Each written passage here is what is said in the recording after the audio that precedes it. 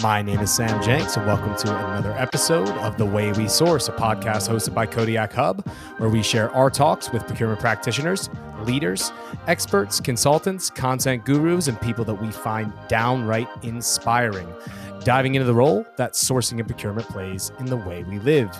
If you like today's episode, as always, make sure to rate the program and give us a follow. Today, we have the pleasure of hosting a mover and shaker in the procurement industry with deep expertise in the building material sector. Today's guest brings over 30 years of experience with 25 plus years as a practitioner at businesses such as Travis Perkins and Wolseley before transitioning to self-employment as the founder and CEO of Wright Consultancy. On top of that, today's guest has authored and published his first book, The Power of Professional Procurement, released and available for your purchase. Get out there and click buy since May of 2024. We are looking so forward to having him on today's show to share his insights. Mr. Keith Wright. Keith, welcome to the show. Hey, well, that's a great intro. You're almost like you do this for a living, Sam. That was brilliant. Thank you so much. I don't tell my boss, but I wish that I only did this for a living. Regardless, it's awesome to have you on and an intro that you're worthy, Keith. Can I ask you a question that we ask a lot of our guests? What does sourcing and procurement mean to Keith Wright? Gosh. Do you know what? It's interesting because the amount of times people ask me what I do, and I go into the word procurement, and you can see the kind of color drains out of their face, and they kind of That's go right. a bit blank. Yeah, you don't lead with that at the pub, possibly. No. Hey, I'm a procurement professional. Can I have a pint, please? But actually, this principle of every single thing, pretty much you see, just open your eyes. Yeah, that is sourcing and procurement. Everything that is in your fridge, in your cupboard, that you're sitting on, that you're looking into, that you're working. It's been invented, created, developed somewhere in the world. And ultimately, then that supply chain and procurement has delivered it from A to B. And therefore, it's quite an easy thing to articulate. In that sense, it's just this kind of term procurement seems to lose people. It sounds like something that's a bit too sort of textbook and scientific in its kind of nature. That's kind of true. And but I love though that the simplicity of it all, right? When it is all said and done, that's kind of one of the reasons that the driving forces behind us starting this, right? I mean, everything that we do, the table we're sitting at, the food that we eat, it's a supply chain near you or very far from you that has brought that to your table, right? And it's very interesting from that perspective. But I understand what you mean. Why does the scientific aspect of it, do you think, why does that trip people up when in the end of the day, it's just sourcing and buying? What do you think that's connected to? Yeah, but I wonder whether... Because to me, there's a difference between sort of purchasing and buying and procurement. You've got theoretically, you go to the shop, you buy something. You could technically say that is sourcing because you're buying something. But the difference between, I would say, everything day in, day out that people buy and source versus the professionalism of going through the procurement. And, no doubt we'll talk about this in the podcast. But, there's a unique difference to me about doing something as a professional, as a function like an accountant would, like a professionally trained marketeer would, or some sort of surveyor or conveyancer or something. That's where I think the difference is, and you kind of lose people a bit. So I tend to kind of make it a bit more simple and say, it's buying stuff, it's things you see, everything's kind of. Otherwise, you just end up in. I'll never get to the bar for that pint if I was to explain it. Well, we'll definitely talk about what makes the difference between a buyer and somebody that's a professional procurer then. But what made you decide to work in this field of procurement and stick around for so long? I mean, did you choose the role or did it choose you? Yeah, I'm not going to lie. I think I'd be wrong saying that I selected procurement. I don't think I definitely didn't know what procurement was when I sort of got into employment aged 18. But the things I loved, and actually interesting when you reflect on your childhood and schooling and education, I loved helping people. I loved solving problems. I loved numbers, financial, that kind of side. So having thought I wanted to be an accountant and decided that wasn't the route I wanted to go down, I kind of got into a role, and actually it was Wolseley, back then, that that was to do with sort of systems, data management actually at the time. And then it started introducing me into more of the negotiation, supply management. And I just loved it. I loved that environment. And, obviously it's been quite a journey since then, but I've just always still loved solving problems, which is, the daily life of a procurement or supply chain expert. You're always solving problems. You're always dealing with numbers. You've got to be in the data and the detail of those sorts of things. And I've always loved that sort of buzz and that involvement in those types of things. Yeah, one of the things that you said that I loved is you said you think back to your childhood and you wanted to help people.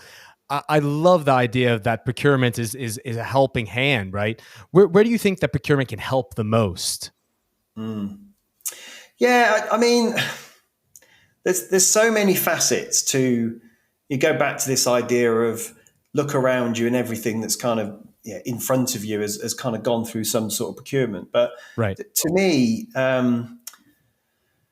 I think about range management, I think about customer service, I think about pricing competitiveness, quality, the efficiency of the supply chain. There's so many elements of ultimately serving the needs of a customer. So I'd almost defy any single business on the planet has to think about how they serve their customers really well. And if you're missing procurement, and often people talk about sales, but you can't sell it. Well, you could sell dust technically, but most things you need a thing or a service, right? Yeah, that's it, and that's got to be procured in some capacity. So, to me, any business that really thinks and says they're passionate about customers and sales and their people, procurement has such a big impact on making all of those things true. I would defy anybody, and it is a bit in the book.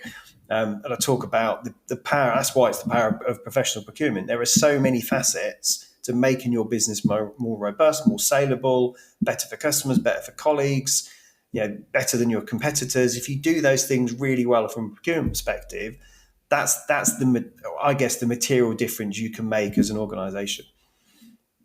Cool insights. I love the idea. Again, it's a role that helps, whether that's serving your customer or your internal stakeholders, right? Okay. You're at the crossroads. You're a procurement practitioner. What makes you choose to make that kind of life shift, almost a life altering shift as well, to say, I want to be self-employed. I'm going out on my own.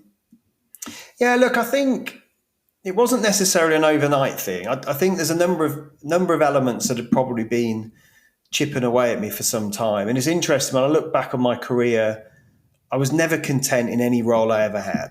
And I'm not sure that's necessarily unique. I think often, everyone's in, wanting the next role. And it was, almost 25 years. I probably had 12 or 13 promotions. It was almost every couple of years, I was always in that next role. And I think I got a bit addicted to that. And I think B, when COVID came along and I suddenly stopped, and I kind of had a bit of a reevaluation, like many, no doubt, in the world during the pandemic. I think we all had the opportunity to stop and kind of question when was I ever going to be content in the corporate world? I was always chasing, whether it's the next bonus, the next salary rise, the next promotion, the next state, and it was like, am I ever going to be bloody happy with what I've got? And it's not being content in a sense of that means I'm less driven or less passionate or wanting to do better. I think I got to the position of saying, actually, I've revalued what I think is important in my life. And to me, of course, having a successful business is an element, and having a successful career is an element, but so too is being a father, a husband, having time with my family, being able to do things in a different capacity. So I think I redefined in my own mind what success looked like to me. And therefore, an opportunity came up in a restructuring in this business. And it was like, this is the time. I can do something differently. And I knew then I didn't want to continue in corporate. And I'd always wanted to dabble at running my own business, and thought, hopefully relatively successful. I've lasted this long. And had so many promotions. Surely I can give back in a different way, but still doing the things I love. So let's give this consultancy a crack. But being the professional, I didn't want to do it by chance. So I established a company, it was actually my late father's birthday. It was kind of partly by luck, partly by chance. At 12th of May, 2021, set the company up, limited company, got the branding done, got the website done, and spent probably a month or so getting some of the foundations right, and then decided to go out and see if I could get somebody to pay me to actually do some work, which they did kind of within the first sort of 4 weeks. And that was it. That was the story. And I think, it's when you run your own business, it's never easy, right? There's never an easy day because you're doing so many things. But I've kind of taken it in the round of there's so many great things that I can now do with the time I've got, with the energy I invest into my business, with the time I can put into my family. There are so many different things I can now establish. That's kind of ultimately, realizing that dream of the transition that I made from corporate into this job. And I don't have a boss. It's me, right?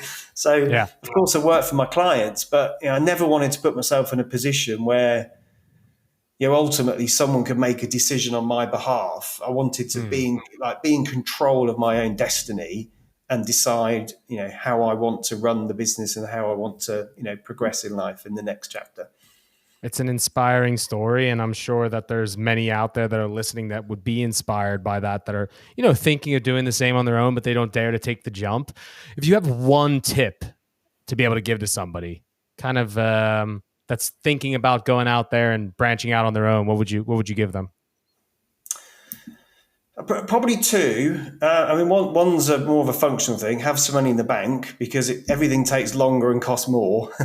So, Gotcha. you talk about cash flow, even in a small business, if Yeah. there will be times when you have less work, Yeah. and it's a damn sight harder when you don't have a steady paycheck every month when you're working for yourself. So, be very mindful when you start that, always plan for the worst and kind of hope for the best. But it's probably that resilience factor, because it is difficult. You get told probably no more times than you do yes when you're running your own business. You just have to be resilient. You just have to keep going. Consistency. Show up at things, take risks. Don't overthink it. If someone says no, move on to the next one quickly, and don't beat yourself up. Just keep going, and treat it as take it as a long-term plan. It's very rare anyone has overnight success. These things don't happen. 100%. It tends to be a 100%. long That time in the making. the patience, the persistence, it's necessary. So I can totally agree with that. Great insights. All right. So you are a procurement professional that has then made the transition to consultancy. You get a unique look today into a lot of businesses, right? Is there a common denominator that you see for the businesses that are getting professional procurement right today? Yeah, I know it's the flip then of the ones that aren't. To me, it's those. Well, I want to hear about them as well. Yeah, no, so you could definitely take those that are getting it right and those that are also getting it wrong. That's perfectly fine. To me, it's the businesses that take it seriously, and therefore it's professionalized, and it is about value creation, not about cost. So anyone can buy cheap. Anyone can. It's not difficult. Run a tender. Just pick the cheapest supplier every time, and you'd look like a hero on paper, but your business would probably fall apart. Right. Over time in terms of levels. So to me, it's the ones, and by value, I mean there's far more from your supply base than what you can get than just a purely transactional cost price kind of relationship. So in particular, I mentioned earlier around the changing needs of customers. So, who's innovating, who's investing in their business, in their capability, who's driving maybe a sustainability agenda, whether they're innovating through products or service, or ultimately how they bring products to market. How's data looking, big data and trends and those sorts of things. Obviously, you get into technology and AI and those sorts of factors, but to me, you can create far more value if you select a supply chain up front that looks a little bit beyond just are they cheap, and that's where I think these businesses are excelling, because they, I always used to talk about my sort of corporate days. I was always limited by my own resources. There was only me or my team or my budget. Yet I have thousands, maybe not thousands, but probably hundreds of suppliers out there that also have their teams. And their teams have got choices. They either spend time with me or they spend time with my competitors, or they don't have a job, so to speak. So I want to be Mr. Greedy and take every opportunity to invest in my supply chain. And that means great relationships. Not always easy, you have to work through together, but be committed to collaborate and operate in a way that enables you to really do things that set you apart from your competitors. And to me, if I've got more of their time in my business, A, that means I've got more resource, and B, it means my competitors have got less. And that's where I think you can really, really focus in, not with everybody, but top 50, top 100, have really, really great relationships. But something that you're hitting upon here, right? Because in our industry, as many, right, in the tech space, but in many other spaces, whether it be building materials or pharmaceuticals, food production, service industry, there's so much focus on, who's the supplier of choice and being the best supplier possible. What about being the best customer possible, right? And the bottom line is that procurement also has they're also in a position that making a good first impression, but they only have, one chance to do so as well. I think that this gets lost along the way somewhere, that the supplier is to bow down to the procurement team, whereas then the procurement holds all the power. But what you're talking about is a dynamic of, a collaborative experience, and also focusing on being the preferred customer of choice, with the procurement as the face outward towards the supplier base, and that foundationally can be able to build a stronger product or service to the end market, right? Because there was somebody that we had on the podcast recently. I think it was Pascal Everts. He said if you could do it yourself, you wouldn't need a supplier. So the fact of even needing to procure something in the first place indicates that you need expertise, or you need a material, right, or a service for something. And I think that is so important, because it's something that gets lost along the way. This isn't about me, though. This is about you, Keith. Yeah. So let me hear from you now more about the teams that you're working with today. What do you believe is a procurement team's biggest challenge today in 2024? I mean, fluctuation in the market, geopolitical issues. Both internally in their organizations, but also externally, what are some of the biggest challenges that you see teams facing today?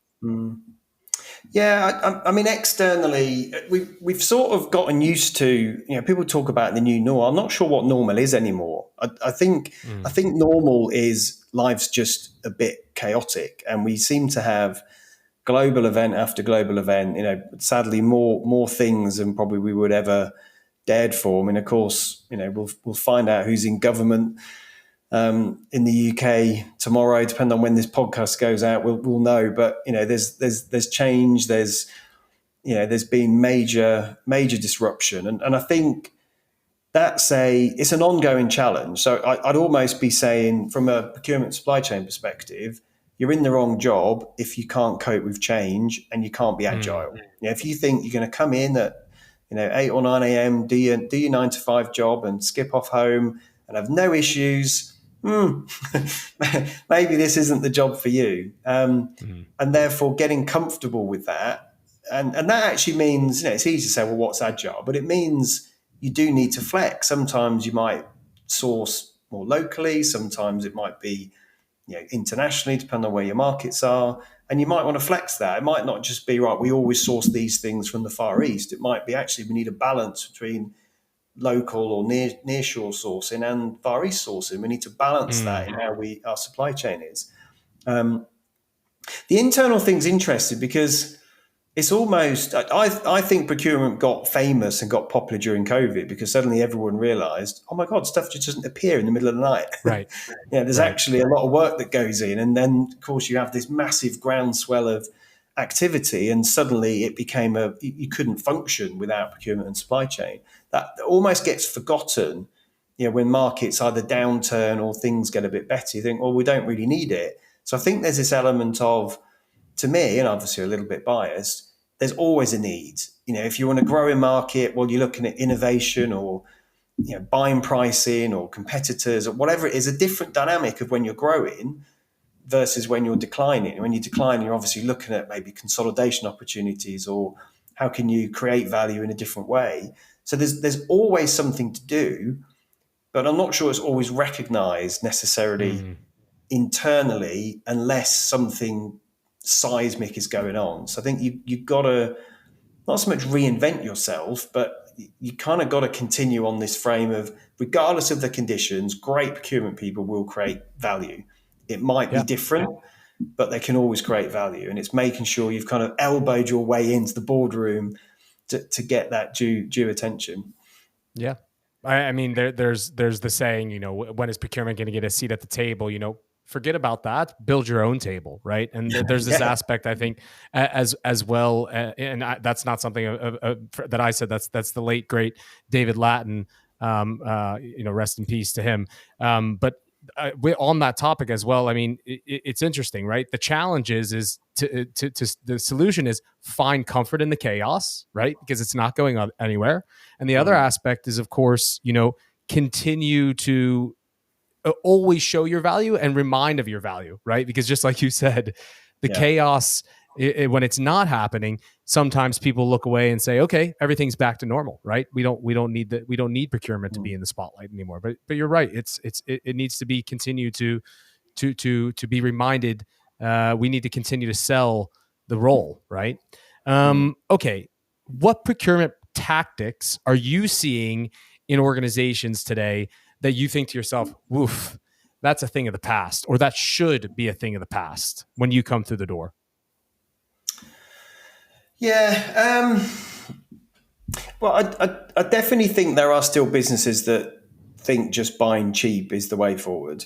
I mean, it kind of hurts me to say. I mean, unfortunately, there's only one winner. You know, when you end up with a race to the bottom, you know, one of my bosses always used to say, and it's a sales term, anyone can sell tenors for fivers, as they'd say in the UK. You know, £10 notes for £5 notes. It's easy, and that's the same kind of logic, really. So I think you've got to be.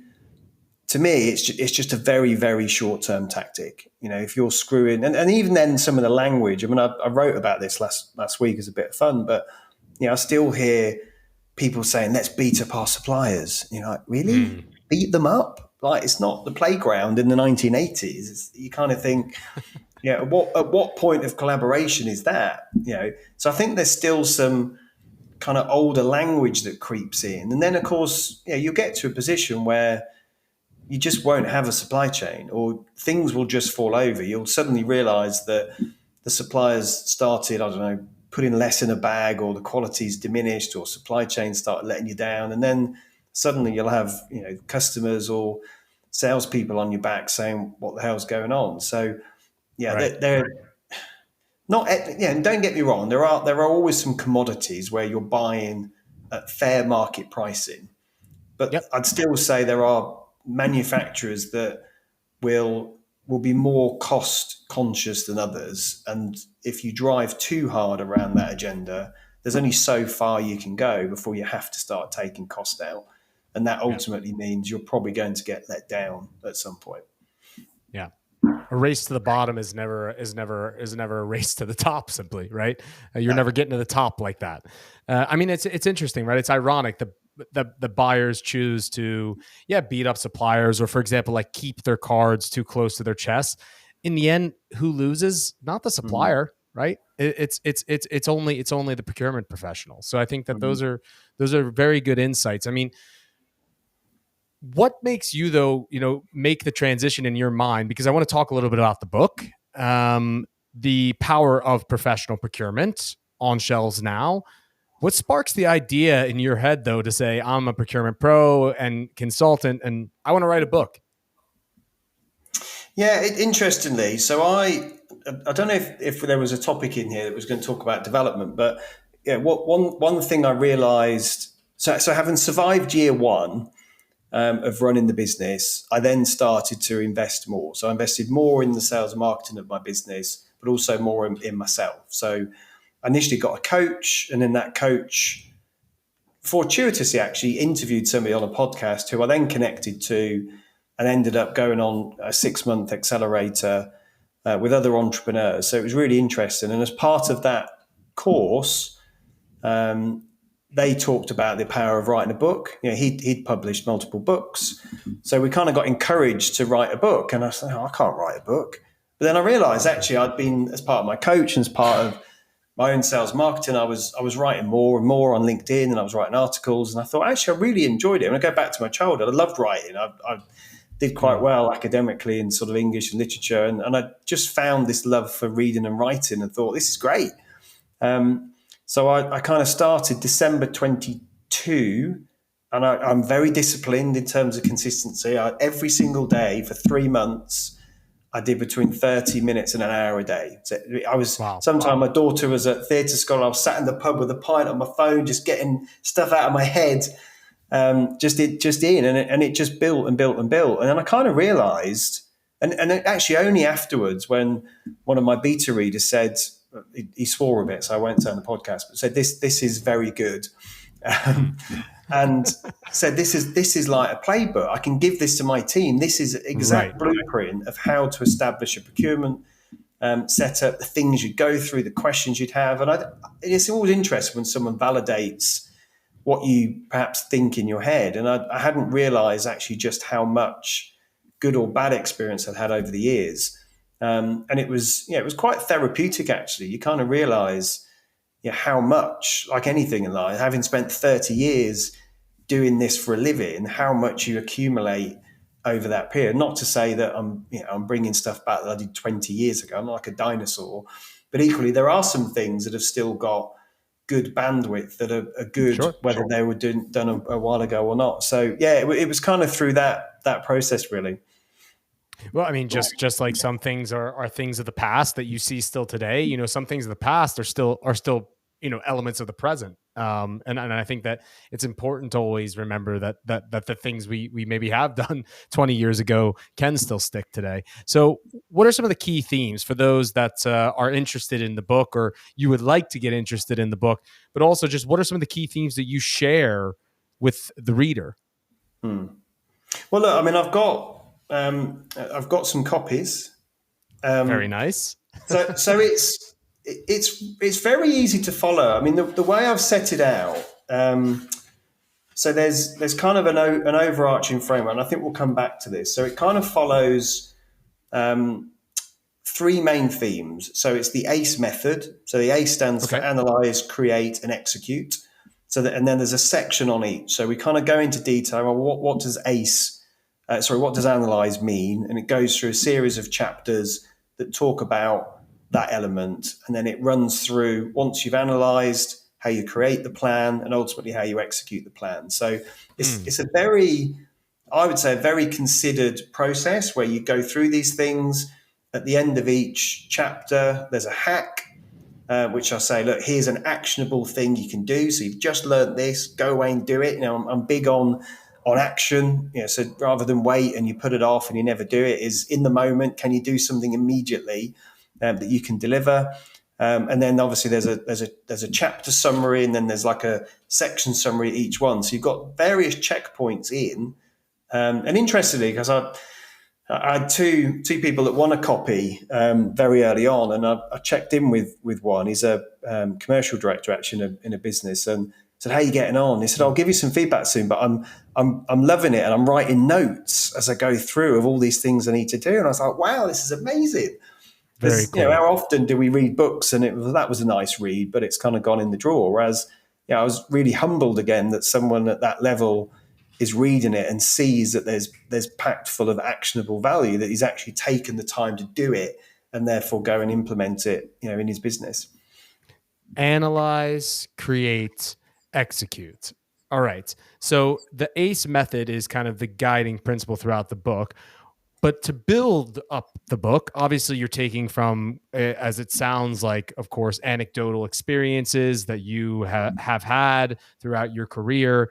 But beyond that, what are some of the underlying qualitative and or also quantitative data that you captured as a background to writing this particular book? Yeah, I think one of the big things, so it's the very first kind of stepping stone on the analyze phase. So it's part of the first bit, and it's a free scorecard that I built. It takes literally 2 minutes. So every business that I encourage to take effectively gets a free appraisal of their procurement in their Oh, business. interesting. Okay. And this is where the data comes in. So, what's really interesting is actually the level that most businesses are doing parts of it. So this could be understanding where they're buying from, maybe having some meetings, maybe having some targets or objectives or contracts. But very, very few of them are doing all of it. And this is what's interesting. So, the numbers in the book, something like only 27% of businesses, 27% of businesses aren't doing all of it. So really, really low score. 1 out of 3 businesses that aren't doing all of it. But there's different stats in terms of whether you're understanding your supply base, whether you're collaborating with your supply base and working together in a different way. So it kind of segments the question. And actually, there's more businesses that largely know where they're buying from, maybe have some sort of agreements in place. It's the things I mentioned earlier around the value creation that it starts falling apart. So actually, who's meeting who and when, and what's the business plan, and how does that tie into your organizational plan? Otherwise, you potentially could be doing that, or actually you don't even know where you're going. The supplier thinks this, and your ops teams think that, and procurement are going this way, and it's kind of really disjointed. And things like measures, accountabilities, and forecasting. There's a lot of elements to it. So that was one of the bits that I found really fascinating to put into the book, and kind of why I called it The Power of Professional Procurement, because to me, I'm looking at and this is largely building industry data that says very few businesses are doing the basics well. And I'll be honest, these are the basic principles of procurement. Right. We're not getting overly sophisticated here. This is do these things really well, and your business can fly. Make no bones about it. There are things in here that are relatively simple to do, but clearly are difficult from a consistency perspective. And I think that's why a lot of businesses aren't doing it. Well, hey, the KISS principle has been around for a very long time for a very good reason as well. Am I right, Keith? So I'm curious, what does professional procurement look like to you? Well, I think, and we've touched on this to a point. I mean, to me, it's doing it with a very clear purpose. So, by that I mean, you've got to have a plan and you've got to have a vision, and then you have to put, in my head, a set of systems, controls, ways of working, team structure, supply chain design around those things. So it's really clear. And again, it doesn't have to be complicated, but make sure it's really clear and really purposefully driven. So, because the danger is, if not, you're just going to leave it to chance. So even basics, like you have a meeting with a supplier, take some notes, follow it up, document it, and hold people to account. How many times do people meet and they just don't take any notes? And then, we have a meeting, you think one thing, I'll think the other. 3 months down the line, well, nothing's happened. Well, I thought you. What do they say? What do they say? Right. A meeting's not a meeting without an agenda and a follow-up, right? I mean, otherwise the meeting never happened. Yeah. But the amount of times I see, and again, I kind of talk about these as being basics, but do it to a world-class level. So I'm not saying you need thousands of suppliers on this, but where's Pareto in your business? Is it your top 50 suppliers? And could you lock those down and then be really clear? So that's where the professional bit comes in. It's, again, do it with purpose, be really clear, hold people to account, have a clear plan, follow it up, communicate it. And funny enough, you might stand the chance of actually delivering success if you know where you're going and you hold people to account. Fantastic. So at the end of each chapter, you mentioned that you offer up the reader 2 to 3, hacks that they should be able to take away. Do you mind providing maybe like 2 or 3 of your top hacks that you provide to your readers, to our listeners today? Yeah, of course. Well, look, there's 33 in the book. So kind of at the end of each subchapter. So I wrote these down. It was difficult because it was like sort of voting for which was your favorite child, because they've all got value. But so the first one we've already mentioned. So the first one is take the scorecard. So that, we can share some links, but you can get it on my website, www.kwrightconsultancy.co.uk. We, But you we can can go share in. it. We could share it in the podcast notes as well. So we'll Of make sure to course. pop that in there. Awesome. So the first thing, take the scorecard, because that gives you, it's free. It gives you some insight. So whatever business you're running immediately gives you a to-do list and benchmarks how your business is performing. So that's number one.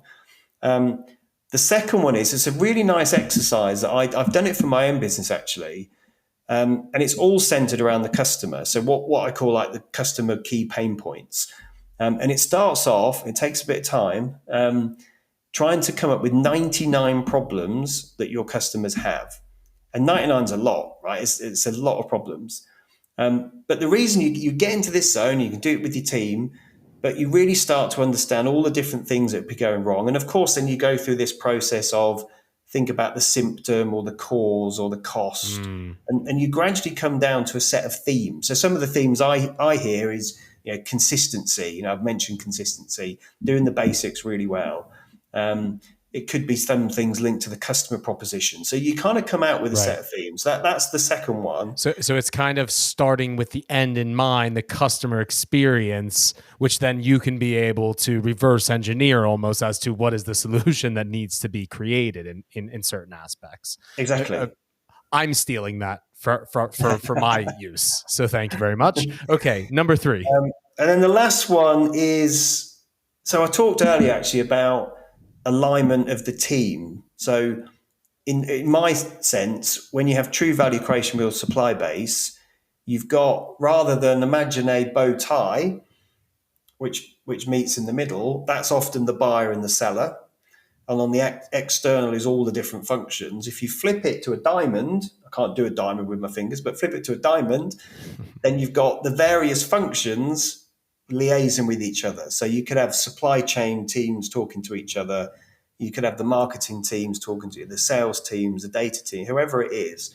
And you've suddenly flipped how a typical supplier-seller relationship is and made it far more open. So the tip here is think about the key functions in your business and almost a bit like a football match, whether a male or a female team, but kind of man mark each other in that sense and say who is aligned and therefore do I have any gaps?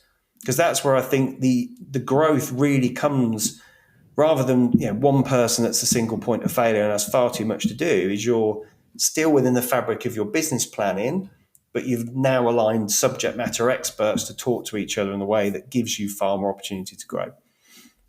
Awesome. Give me a copy. I hope that everybody that's listening in has gotten inspired by some of the tips that Keith offered up, and make sure to get out there and get your copy of the book. One last question before we round off. Young Keith Wright starting out in procurement, what would you tell him if you were able to go back and give one tip that also could maybe be a tip to somebody that's starting out in the role today?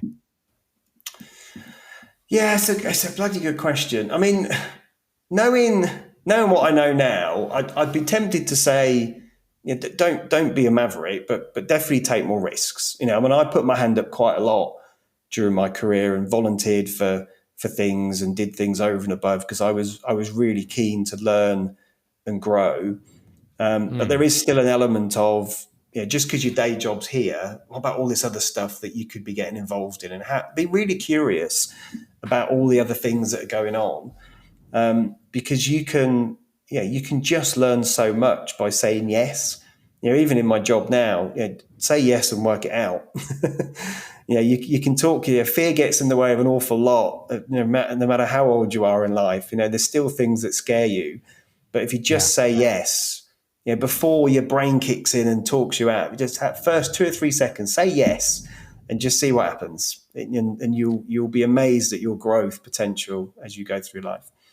We're so incredibly happy that you took the time to say yes and take a chance on being on today's podcast. It's a great time talking to you. It's been fantastic. I think it's going to make for a great episode for our listeners. So thank you so much for your time. Before you leave, though, we'd love to do a little quick fire round. I don't know if you're familiar. We like to have our little Kodiak moment where we get to know, of course, the interviewee a little bit better. Quick fire questions, not related really to procurement or sourcing at all, but related to you as a person, Keith. Sound like a plan? I'm scared now. So I've got fear now. I've got to go. Thanks, Sam. Don't be scared. Don't be scared. Let's keep it simple. One word, one sentence answers. You have an all expenses paid travel vacation. You can roll solo, take your friends, take your family as you'd like. Where are you heading? You're leaving tomorrow morning. Australia and New Zealand, because it's on the bucket list and it's really fun. If someone's paying, it's probably the most expensive trip I'll do. So I'll take that one. Very exciting. That's right. It's on the company. Don't you worry. Don't you worry. All right. A podcast or a book. It's not allowed to be your own. We've already talked about the power of procurement, of course. A podcast or a book that you're continuously going back to or is on your bedside table right now. Probably the High Performance Podcast. Okay. Which is Jake, Humphrey, and I can't remember the other guy's name. It's brilliant. Really, really great mix of people. People you never think would be that, like from rap stars to chefs to business people. And you go, oh, this will be interesting. And honestly, you're blown away by some of the things that every human being's often got in common, regardless of what their skill set is. So the High Performance Podcast, brilliant. Great source. And often, if you're really stuck for something, this is a long one-word answer. No worries. Just chuck it on. And it's like, oh my God, I've just learned something. I get loads of inspiration by just listening to things sometimes with a very open, curious mind. Curiosity. That's at the core. I'm curious of one last thing. Okay. You're able to eat dinner with one person, dead or alive. Who are you having over to dinner? This is going to sound really soppy, but probably my dad, because I didn't get to properly. And there's so much happened. My dad passed away 20 years ago this year, actually, which is scary. And there's so much that's happened in my life. I'd just love to catch up with him. And he was a fellow Newcastle. He was a Geordie, fellow Newcastle fan. Talk about where Newcastle is. He'd never got to meet my new wife and my child. And I feel emotional, actually. But it would just be amazing just to have a pint and dinner with my dad and catch up. Well, thanks for sharing that. I appreciate you being vulnerable and sharing that with us, Keith. It was amazing, amazing, amazing having you on today's episode. For the listeners that are interested in getting in touch or wanting to reach out, what's the best way to get in touch with Keith Wright? Probably, two. So the website, so www.kwrightconsultancy.co.uk. Lots of stuff on there. LinkedIn is probably where I'm, if you look for someone called Keith Wright that looks a bit like me. I don't know what my LinkedIn handle is, but there's links on there. I use Linktree, so you can follow me on TikTok through there, or you can get access to the website and all sorts of things. So that's probably the best bet. Fantastic. And don't forget, there's a book on shelves right now. If you like what Keith has shared today, there's a lot more tips in the book itself. Thank you so much for taking the time today, Keith. It's been a pleasure. No, pleasure. Thank you so much, Sam.